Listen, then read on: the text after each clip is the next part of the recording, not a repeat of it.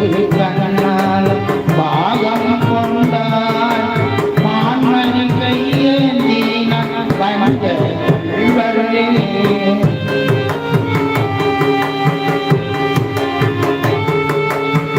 ஐவரையும் என்மேல் பரவு அறுத்தாய் அவர் வேண்டும் காரியம் காவதில்லை அவர் வேண்டும் காரியம் காவதில்லை